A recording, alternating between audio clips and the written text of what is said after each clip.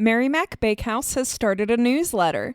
To subscribe, just go to marymacpodcast.com and enter your email address. You will receive one newsletter a week about news from Standing Chimney, Mary Mac Bakehouse, and every other week, an exclusive recipe from this podcast. That's marymacpodcast.com.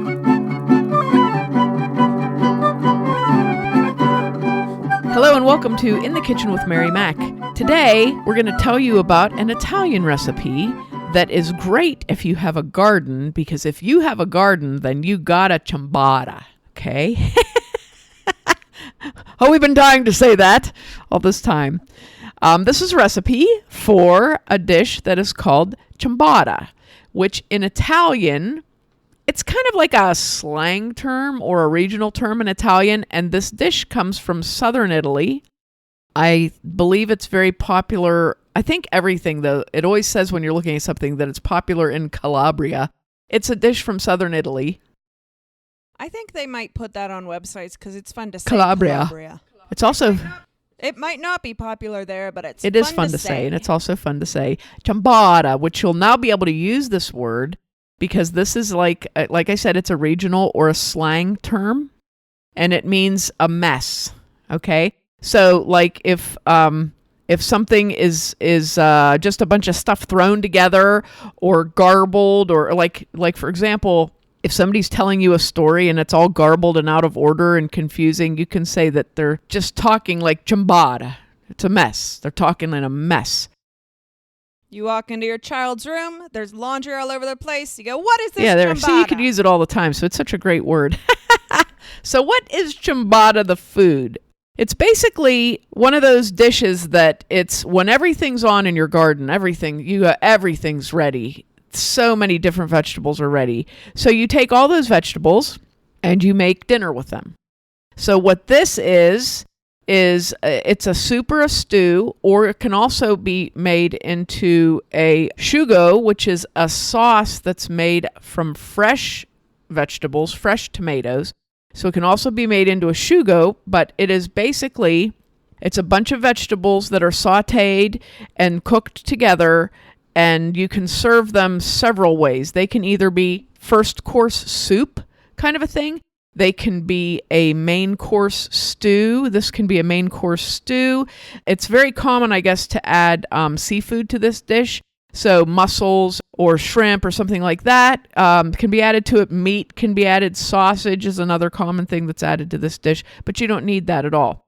It's just basically kind of like an Italian vegetable soup, but cooked more than, like if you made vegetable soup, you wouldn't cook it until it was totally, everything was soft. Okay, so you don't do that. I guess this is what a thing that it's compared to a lot of times is like sort of like a ratatouille, to where it has eggplant. You know, I guess that's what Anna was asking me. What is the thing? What is the thing of this recipe?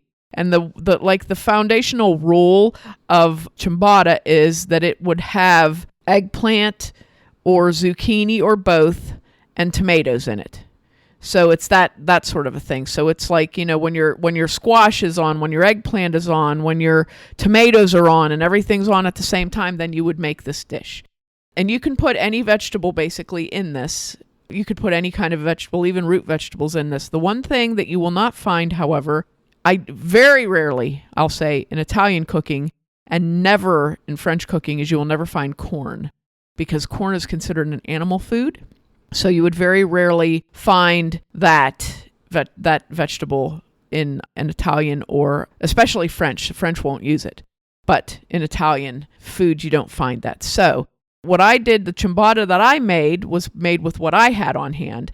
And that's what's really nice about it too, is you make it with what you have on hand or what you got at the farmer's market, you know, something like that. All fresh vegetables.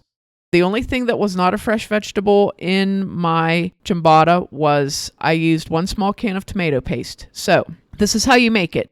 It's very simple to make. It takes about probably altogether maybe an hour and a half to 2 hours, start to finish. That's vegetable prep and everything. But once you get it going, then you just let it simmer and it goes pretty fast. So you can also, one of the things that once you have this made, sometimes potatoes are put in it to make it a little bit heartier. And that's the thing. Sometimes pasta is put into it.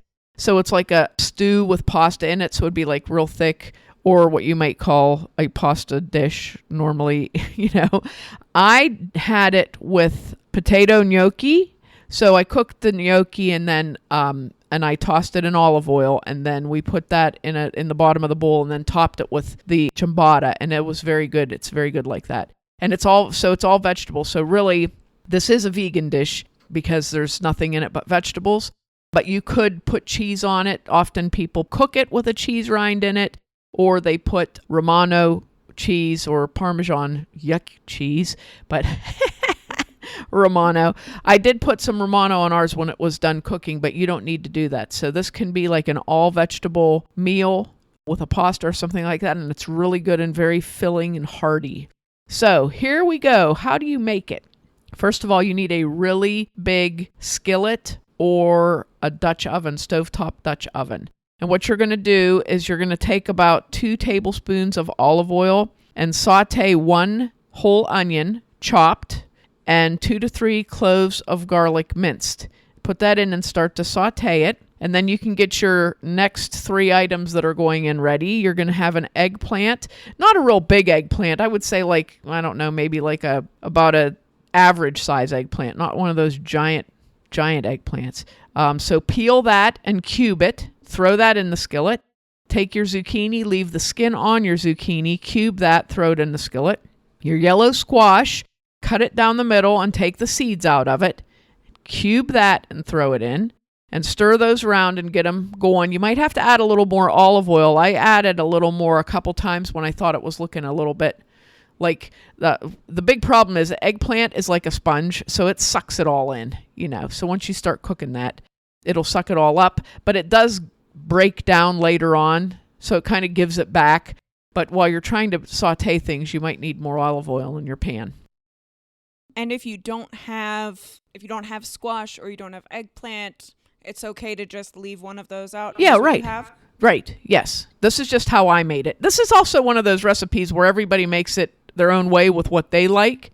So, like I said, the basics of it is it usually always has zucchini, eggplant, and tomato. So if you didn't have an eggplant or you didn't have a zucchini, one or the other, that's fine. But that's kind of the basics. But these are all the things I just happened to have in my kitchen when I made it. So you get all that going. Now you need 2 to 3 normal size bell peppers or a Whopper size one like I had it was enormous. Clean that and cut that up into like 1/2-inch squares. Throw that in and cook it. Get it going. You want everything to get heated up. Now, you need 5 or 6 large tomatoes or 12 small tomatoes or like Roma tomatoes, 12 Roma tomatoes. You're going to clean those and also cube those, cut them into about 1/2-inch squares. If you want to take the seeds out, fine. If you don't, fine. It doesn't matter. You don't have to peel them. You can throw them in like that. And just chop up your tomatoes and put those all in. Now, once your tomatoes are in there, what I did was I turned the heat down a little bit and put the lid on it and let it simmer for about 15 or 20 minutes until the juice was coming up off the tomatoes real good. And you could see that the juice was coming up real good. And then once it got to be where it was just bubbling lightly, I opened a small can of tomato paste and put that in. I didn't add more water to it. I just put the tomato paste in. And what it did was blended with the vegetable juices, which there was a lot of, and blended with the vegetable juices and got a little bit thick, not super thick. So then I put that in, and then I added 2 or 3 teaspoons of dried basil. You could use fresh basil, which you'd probably use like a 1/4 cup packed fresh basil. Chop that up real good and put that in.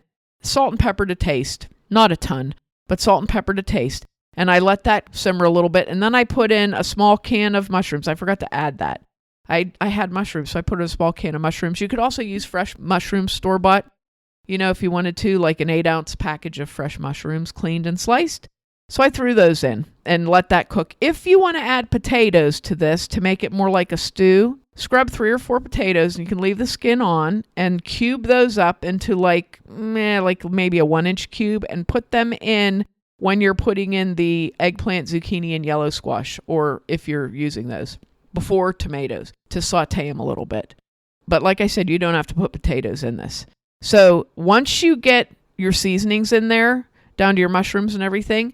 Stir it up, put the lid on it, and then let it cook for about 45 minutes to an hour, and just keep stirring it every once in a while, and it'll get to be like a nice, thick, saucy, vegetable-looking conglomeration or ciambotta mess in your pan.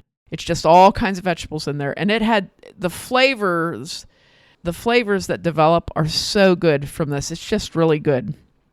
Now, like I said, if you want to use this as a stew, serve it with some really good Italian bread, some nice crusty bread, and you can serve it as a stew. If you want to serve it as a soup, you can add more water to it and thin it down a little bit, and you'll have a soup. And it's kind of neat because as you saute those vegetables, they start to break down, especially like the zucchini will get kind of creamy in there, and your squash and stuff, and it's very flavorful, but it's not like a typical vegetable soup where everything is easily identifiable, But if you want to serve it as a soup, that works too. I really like this as a sauce over gnocchi or pasta. It's really good.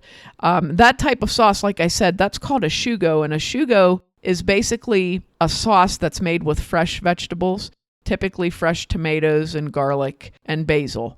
But you can also add other things to a sugo style of a sauce.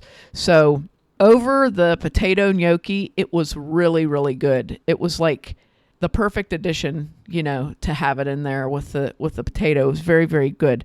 And one thing about ciambotta is technically there's not a recipe for it. It's one of those things that everybody makes it the way they make it. Like everybody has their own special recipe for their little mess, So I was thinking, how in certain areas of the United States, when you have a lot of something, they call it a mess. Like you have a mess of a certain vegetable, or people catch a lot of fish, they might call it a mess of fish. So when they have a lot of something, they might refer to that as a mess. And I thought that could be where that comes from too. When you have, you might hear that in the South, that somebody has a whole mess of whatever, I can remember my grandma saying stuff like that. Go pick a mess of green beans and I'll make them for supper, stuff like that. But like I said, this isn't one of those things that has a recipe really. It's basically, I don't know if it's kind of like a technique, or it's just an opportunity to make a really vegetable intensive dish. And that makes such a flavorful sauce, because you have all those flavors blended in, but yet the vegetables are still there, you see them. So, like I said, it's common for fish or shellfish to be added to this. It's common for sausage to be added to it. It's one of those sort of things. I even saw a recipe somebody said when he was little, they called it Frankfurter ciambotta because his mom would cut up leftover hot dogs into it. So that was a doozy there. But it's just one of those things that's, it's good. It's a way to use up a lot of vegetables if you were trying to think of something different to do for supper. And really, you could serve this over pasta. You could serve it over rice. You could serve it, anyway, there's a lot of ways to serve it. Great leftover, excellent leftover. As you know, I love a good leftover. And it's very tasty. So if you have a garden and everything's just about coming to an end and you have all this stuff left over that you're tired of eating in different ways, try this way, because that's kind of where I was at when I made it, and it was really good. So I hope you give it a try. And make sure to check us out online on Facebook and Instagram at Mary Mac Bakehouse, on Twitter at Mary Mac Podcast and Mobile Mary Mac, and on our website, marymacpodcast.com. And at Standing Chimney, the first Saturday of every month. Thanks a lot for listening if you did, and if you didn't, too bad for you.